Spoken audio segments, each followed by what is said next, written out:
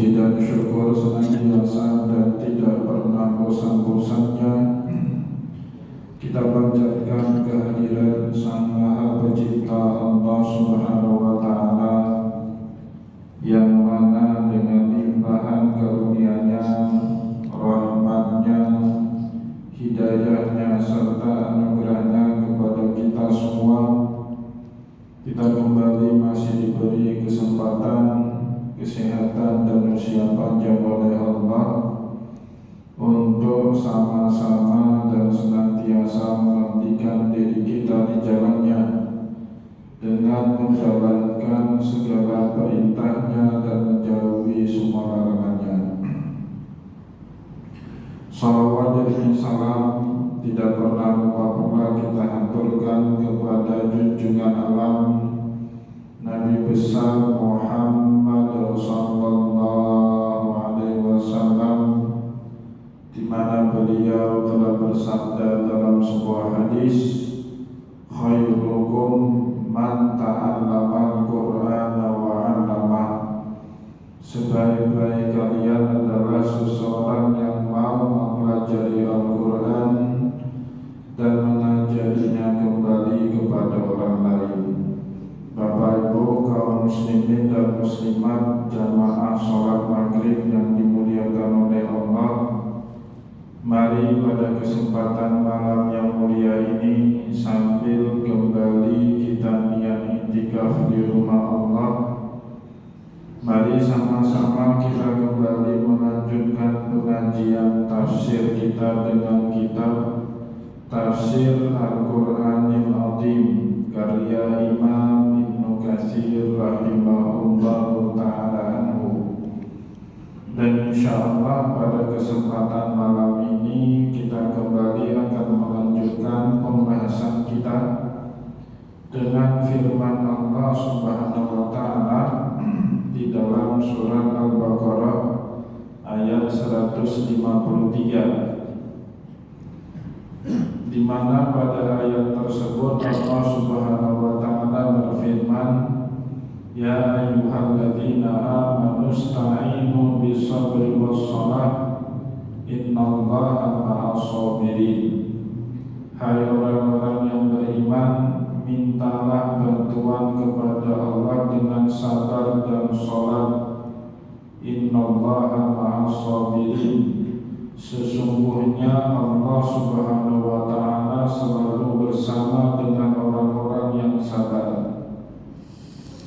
Maka Bapak Ibu, pada pertemuan yang lalu kita sudah sedikit lebih kurangnya membaca penjelasan dari ayat tadi sebagaimana yang disampaikan kepada kita oleh Imam Ibnu Katsir.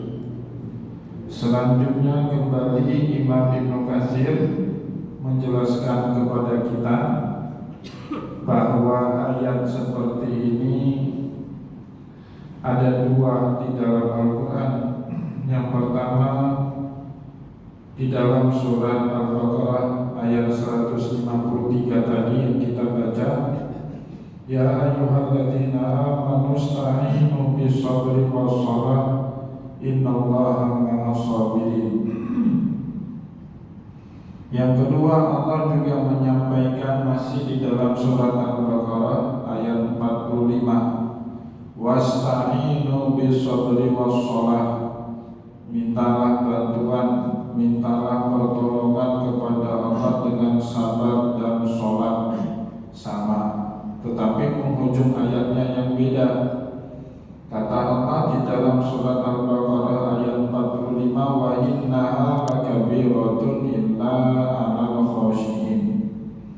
Dan meminta bantuan kepada Allah dengan cara sholat dan sabar itu luar biasa beratnya, illa 'alal khashiyin, kecuali bagi mereka orang-orang yang khusyuk. Itulah sebabnya Bapak Ibu, selanjutnya Imam Ibnu Katsir juga menjelaskan kepada kita, wa fil hadisi kana Rasulullah sallallahu alaihi wasallam idza hazzabahu amara wa shalla. Nabi Muhammad sallallahu alaihi wasallam jika sudah terlalu besar masalah yang sedang beliau hadapi, maka beliau selalu menghadapi masalah tersebut dengan menegakkan sholat. Begitu juga riwayat di dalam hadis yang lain, di mana pernah suatu kali Rasulullah menghadapi masalah besar. Tiba-tiba saja Rasulullah minta kepada Muaz bin Jabal untuk mengumandangkan adzan. Ya Muaz, arifna bis sholat. Wahai Muaz bin Jabal, istirahatkanlah kami dengan mengerjakan sholat. Sekaligus menjadi perintah bagi Muaz bin Jabal untuk mengumandangkan azan. Jadi apa yang diperintahkan Allah di dalam dua ayat tadi dikerjakan, dilaksanakan oleh Rasulullah SAW. Dan sudah sepatutnya juga kita kaum muslimin dalam menghadapi masalah dalam kehidupan dan meminta bantuan kepada Allah untuk menyelesaikan masalah tersebut dengan dua hal tadi, sabar dan sholat. Wasabru sabrani, sehingga oleh Imam Ibnu Katsir sabar dikategorikan ke dalam dua bahagian. Fasabrun ala tarkil maharimi wal ma'athimi. Yang pertama sabar untuk meninggalkan semua perkara yang diharamkan dan perbuatan dosa. Jadi tanpa punya kesabaran Bapak Ibu, kita tidak akan mampu meninggalkan hal-hal yang diharamkan sama Allah, meninggalkan perbuatan-perbuatan dosa yang dilarang dalam syariat. Maka oleh sebab itu, mampu atau tidak mampunya kita kemudian meninggalkan yang haram sangat juga tergantung sabar atau tidaknya sabar kita dalam menghadapi hal tersebut. Dan yang kedua, wasabrun ala fi'li ta'at, sabar dalam mengerjakan ketaatan. Kalau kita nggak sabar, mungkin tadi selepas sholat maghrib kita sudah pulang, tidak lagi i'tikaf dan ikut pengajian. Mungkin juga setelah sholat isya langsung kita tarik selimut bangun sekaligus di waktu subuh, tidak lagi kita bangun di tengah malam. Jadi kemampuan kita bangun di tengah malam untuk mengerjakan sholat tahajud dan witir tidak bisa dipisahkan Bapak Ibu dengan kemampuan kita bersabar menahan ngantuk, kemampuan kita bersadar mengurangi waktu tidur kita. Begitu juga halnya ibadah-ibadah yang lainnya. Maka oleh sebab itu, sabar yang kedua kata Imam Ibnu Katsir, wasabrun ala fi'li ta'ati wal qurbat, yaitu sabar dalam melakukan segala ketaatan dan qurbat, kedekatan kita kepada Allah. Wasani aksaru sawaban li'annahul maksud, dan yang kedua Bapak Ibu kata Imam Ibnu Katsir, aksaru sawaban, sabar kita dalam melakukan ketaatan pahalanya jauh lebih banyak, li'annahul maksud, karena itulah maksud dari didatangkan syariat. Meskipun ini harus kita garis bawahi Bapak Ibu, selama ketaatan kurubah itu adalah perkara-perkara yang wajib, maka sabar kita tidak ada pilihan dalam melaksanakan puasa Ramadan. Mau tidak mau kita harus sabar. Kenapa? Puasa Ramadan itu wajib. Bagi orang yang mampu harus sabar melaksanakan ibadah haji, berdesak-desakan selama di tanah suci. Apapun yang mau dilakukan harus antri, baik di Arafah, di Musdalifah, di Mina, bahkan di hotel kita di Mekah, di Madinah. Tidak ada yang enak, harus sabar. Kenapa? Itu perkara wajib, tidak ada pilihan di situ. Tetapi hal-hal yang sifatnya sunnah Bapak Ibu, perlu kita beri catatan bahwa meninggalkan perkara yang haram lebih utama dibandingkan kita melakukan perbuatan-perbuatan yang sifatnya sunnah. Atau dengan kata lain, sabar meninggalkan seluruh perbuatan haram jauh lebih banyak pahalanya dibandingkan kita sabar dalam melakukan perbuatan sunnah. Namun demikian, sabar dalam mengerjakan hal-hal yang wajib jauh lebih besar pahalanya dibandingkan kita sabar meninggalkan perkara-perkara yang haram. Nah, jadi levelnya seperti itu. Yang pertama, sabar dalam menjalankan ketaatan yang wajib. Yang kedua, sabar dalam menjauhi perkara-perkara yang diharamkan sama Allah. Dan yang ketiga, baru sabar dalam mengerjakan ibadah-ibadah sunnah. Kenapa demikian? Karena hadis Rasulullah, di mana di dalam hadis yang lain Nabi Muhammad SAW berkata, "Ma amartu minkum fa'tu minhu mastata'tum." Apa saja yang aku perintahkan kepada kalian, lakukan sesanggup kalian. Maksudnya apa itu perintah? Maksudnya adalah perintah amalan sunnah. Kalau amalan wajib tidak bisa sesanggup kita, Bapak Ibu, tidak ada pilihan, harus kita lakukan. Tidak ada tawar menawar, no option di situ, tidak ada pilihan. Maka oleh sebab itu para ulama memahami sabdanya Rasulullah, "Ma amartukum minhu fa'tu minhu mastata'tum." Apa saja yang diperintahkan oleh Allah, lakukan sesanggup kalian, itu amal sunnah. Tapi sebaliknya kata Rasulullah, "Wa ma nahaitukum anhu fajtanibuh." Kalau yang diharapkan sama Allah, jauhilah oleh kita sejauh-jauhnya. Maka oleh sebab itu Bapak Ibu, menjauhi perbuatan dosa, baik itu kecil apalagi dosa besar, jauh lebih besar pahalanya di sisi Allah daripada kita melakukan amal-amal sunnah. Bapak Ibu, sholat sunnah rajin, sholat sunnah rawatib, sholat duha, sholat tahajud. Tetapi Bapak Ibu masih senang ghibah sama orang, masih senang jelek-jelekan orang, masih senang memprovokasi orang lain. Lebih bagus Bapak Ibu hendak ghibah orang daripada sholat sunnah itu. Nah, apalagi kalau berkaitan dengan dosa besar. Gak ada makna kita banyak tahajud, puasa Senin Kamis, tapi masih makan riba, tapi masih berzina, tapi masih mabuk-mabukan, masih bunuh orang, masih makan harta anak yatim. Tidak ada guna itu. Bahkan kata Allah Subhanahu wa Ta'ala di dalam Al-Quran, semata-mata kita menjauhi semua dosa besar, dosa-dosa kecil kita pun diampuni sama Allah. In tajtanibu kaba'ira ma tunhauna anhu nukaffir ankum sayyi'atikum. Semata-mata kita menjauhi dosa-dosa besar, syirik, membunuh orang lain, sihir, zina, makan riba, makan harta anak yatim, lari dari medan pertempuran, menuduh wanita baik-baik, melakukan perbuatan tidak benar. Kalau kita melakukan atau menjauhi dosa besar tersebut, maka Allah Subhanahu wa Ta'ala berkenan mengampuni dosa-dosa kecil kita.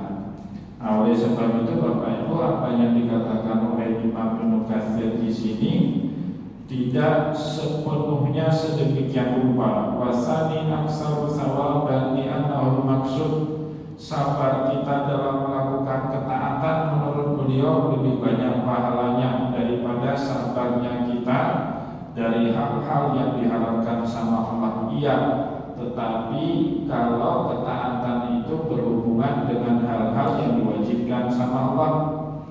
Tapi kalau hal-hal yang disunahkan, maka sabarnya kita meninggalkan hal-hal yang diharapkan jauh lebih baik dibandingkan kita sabar dalam melakukan amal-amal yang disunahkan oleh Allah Subhanahu wa Ta'ala.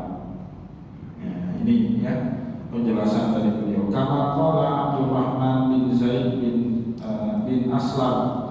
Jadi pembagian sabar menjadi dua kategori itu diambil oleh Imam Ibnu Katsir dari sahabat Rasulullah yang bernama Abdurrahman bin Zaid bin Aslam. Jadi Bapak Ibu, kenapa tafsir Ibnu Katsir atau nama lengkapnya Tafsir Al-Qur'anil Azim banyak dijadikan referensi oleh umat Islam dalam memahami ayat Allah? Sebabnya Imam Ibnu Katsir selalu menggunakan dalil Al-Quran maupun Sunnah dalam setiap penjelasan tafsir yang beliau lakukan. Maka tafsir Imam Ibnu Katsir ini dikategorikan oleh para ulama dengan tafsir bil maksur. Apa maknanya tafsir bil maksur?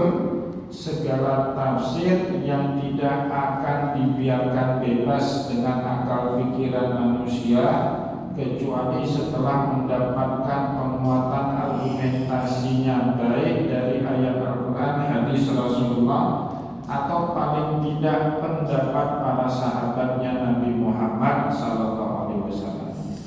Bahkan sampai pembagian sabar menjadi sabar dalam menjauhi perbuatan maksiat dan sabar dalam menjalankan ketaatan, itu beliau punya argumentasi dari pendapatnya sahabat Nabi yang bernama Abdurrahman bin Zaid bin Aslam. Kata beliau, as-sabru fi babaini, sabar itu punya dua pintu.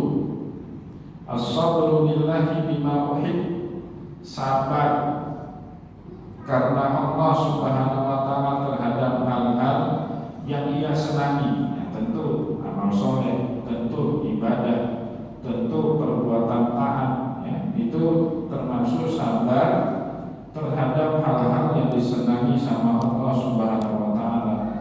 Wa in saqulat ala anfusi wal abdan, meskipun kadang-kadang membuat jiwa kita, fisik badan kita itu lelah dalam melakukan ketaatan. Siapa Bapak Ibu berani bantah kalau melakukan ibadah haji itu secapek-capeknya ibadah? Lelah betul itu. Coba lihat jamaah haji kita setiba ke tanah air 1 minggu dia tidak sanggup kemana-mana Bapak Ibu. Terkapar dia di rumah tidur, sebagian di rumah sakit terkapar. Lebih betul. Tapi kenapa jamaah haji sanggup melaksanakannya? Tidak lain Bapak Ibu, kuncinya adalah sabar. Puasa Ramadan berarti betul itu 14 jam nahan makan, nahan minum.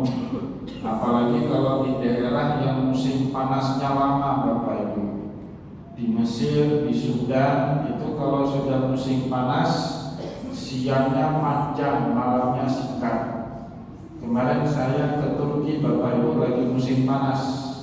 Maghrib di Turki itu jam 8.30, setengah 9 maghrib, baru azan maghrib jam setengah 9 malam. Isya sekitar jam 10, subuh jam 4 sudah subuh. Jadi siangnya panjang, malamnya singkat. Kalau Ramadan kena di musim panas di Turki itu puasanya bisa 17 sampai 18 jam. Tapi kenapa muslim di Turki tetap puasa? Ya sabar. Meskipun kadang-kadang itu meletihkan badan, meletihkan jiwa kita. Nah, maka kata sahabat Rasulullah Abdurrahman bin Zaid bin Aslam, sabar itu ada dua pintunya. As-sabru lillahi bima uhib, sabar karena Allah terhadap hal-hal yang disukai oleh Allah. Wa in saqulat ala anfusi wal abdan, meskipun itu kadang-kadang membuat susah jiwa kita, membuat susah badan kita, ya. Yang kedua, as-sabru lillahi amma karih wa in naza'at ilaihi hawa, sabar karena Allah terhadap segala sesuatu yang dibencinya. Allah benci betul kalau kita melakukan perbuatan dosa, perbuatan maksiat. Wa inna za'at ilaihil hawa, meskipun kadang-kadang hawa nafsu kita kepingin melakukan perbuatan dosa itu, perbuatan maksiat itu, ada kesempatan mau ngambil duit orang, tapi kita harus nahan diri. harus sabar. Kalau tidak ada sabar, tidak mungkin kita bisa menahan diri.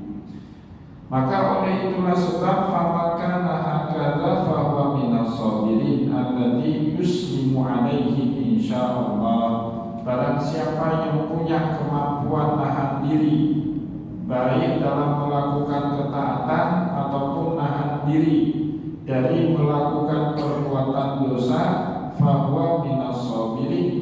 Mereka lah yang dimaksud oleh Allah Subhanahu wa taala sebagai orang sabar, alladzi yusallimu alaihim, yang akan diselamatkan oleh Allah kepada mereka insyaallah, ya dengan izin Allah, dengan kehendaknya Allah Subhanahu wa taala. Wa qala Ali ibnu Husain Zainal Abidin, ini putranya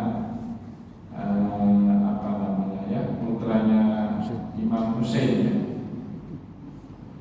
Imam Husain punya anak namanya Ali. Nah, ini Bapak Ibu, saya sering bilang tradisinya salafus soleh, biasanya mereka memberikan nama anak dengan nama bapak atau kakek mereka yang mulia. Imam Husain punya anak diberi dengan nama bapaknya. Bapaknya Imam Husain itu kan Ali.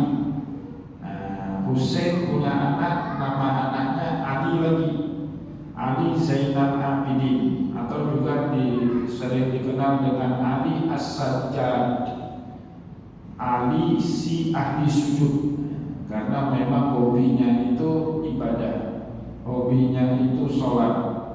Atau juga beliau dikenal dengan Ali Zainal Abidin. Zain itu cahaya, perhiasannya.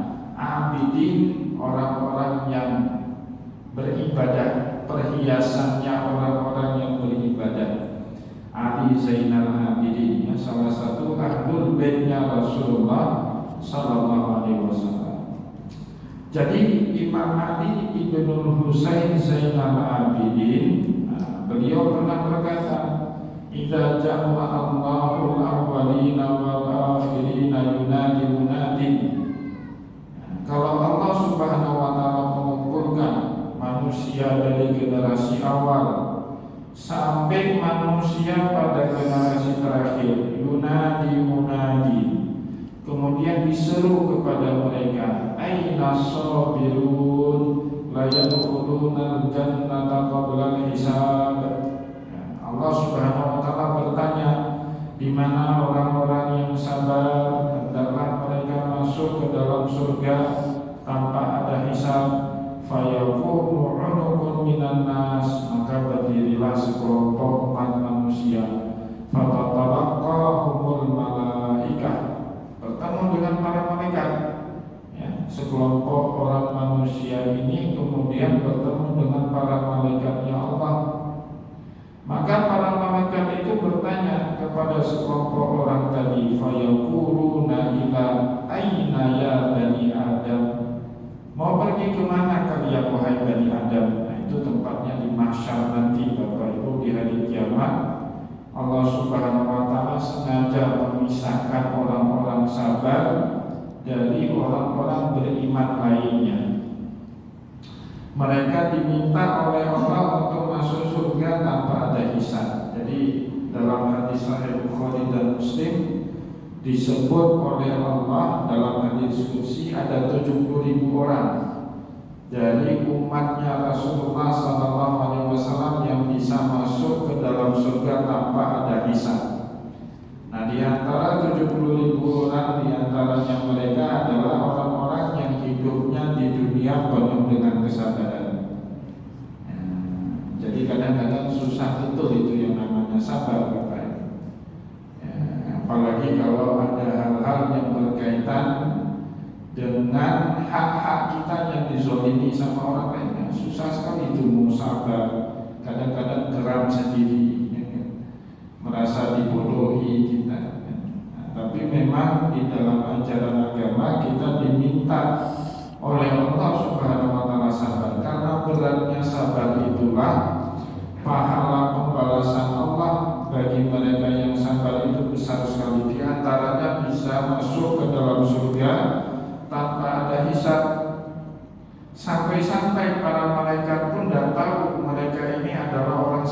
siap, sehingga para malaikat bertanya, ila aina ya bani Adam, mau pergi kemana kalian wahai anak Adam? Fayaquluna ilal jannah. Maka mereka menjawab, kami diperintahkan oleh Allah untuk masuk ke dalam surga. Fayaquluna wa qabla hisab, bagaimana kalian bisa masuk ke dalam surga? Kalian belum dihisab. Qalu na'am, maka menjawablah orang-orang yang sabar ini, ya, seperti itulah kami diperintahkan Allah. Para malaikat itu akhirnya penasaran. Qalu wa man antum, emangnya kalian ini siapa? Kenapa spesial sekali bisa masuk surga tanpa hisab? Maka dijawablah oleh sekelompok manusia tadi, qalu as-sabirun, kami ini termasuk orang-orang yang sabar. Maka para malaikat masih belum percaya, bertanya lagi, qalu wa ma kana sabrukum, bagaimana kalian sehingga kalian bisa disebut sebagai orang-orang yang sabar? Bagaimana memangnya bentuk kesabaran itu? Coba ceritakan. Maka orang-orang itu pun kemudian menjawab, qalu sabarna ala ta'atillah, kami selalu sabar dalam melakukan ketaatan kepada Allah. Wa sabarna an maksiatillah, dan kami selalu sabar dari melakukan perbuatan-perbuatan maksiat yang diharamkan sama Allah. Hatta tawaffanallahu anna, sehingga Allah Subhanahu wa taala mewafatkan kami. Jadi maka Bapak Ibu, sabar itu dia tidak ada batas.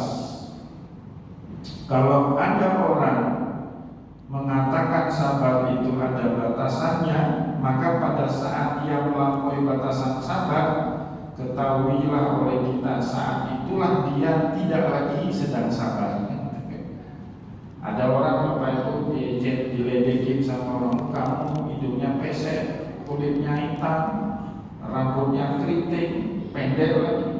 Awalnya sabar, tahan diri. Tapi karena terus-terus diejek, apalagi di depan anak gadis yang dia cintai, merasa jatuh harga dirinya, dia tempelkan orang yang ngejek dia, dia berkata, iya awas ya kamu, saya kemarin sabar. Sabar itu ada batasannya. Pada saat dia tempel, berarti dia sudah tidak sabar lagi. Jadi sabar itu tidak ada batasannya, Bapak.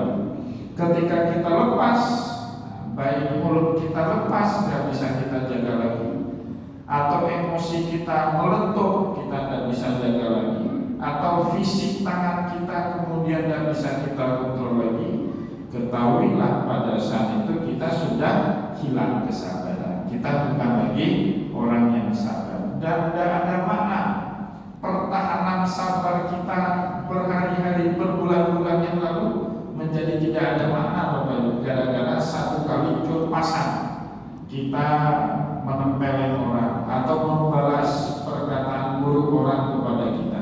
Jadi tidak ada makna. Itu kan sering ya, jatuhnya seseorang itu karena hilang kesabaran itu sering, Pak. Ada orang, saya dulu sering cerita kasus di Lambaru itu. Ada kan pernah kejadian di Lambaru, Bapak Ibu.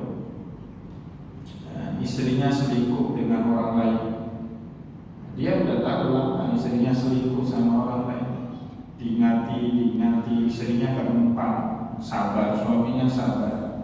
Dan orang kampung sekampung dia itu tahu kalau istrinya selingkuh, dan masyarakat kampung itu simpati betul kepada sang suami yang sabar menghadapi istrinya selingkuh dengan orang lain.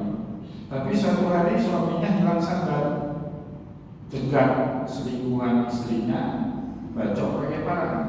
Keadaannya kemudian berbalik.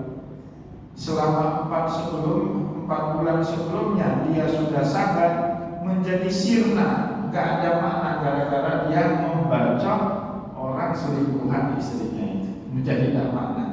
Nah, itulah seperti itu, Bapak Ibu. Orang akan banyak simpati dengan kita selama kita sabar, tapi saat kesabaran itu hilang, kita luapkan, disitulah tidak ada lagi makna apa yang yang sudah kita lakukan selama ini. Nah, oleh sebab itu wajar sekali kalau dalam riwayat ini disebut orang yang sabar ini dapat masuk surga tanpa ada hisab. Sampai-sampai para malaikat penasaran, emangnya apa yang sudah kalian lakukan semasa kalian hidup? Nah, maka ahli surga itu menjawab, kami as-sabirun, orang-orang yang sabar. Qalu wa ma kana sabrukum, bagaimana sabar yang telah kalian lakukan semasa hidup?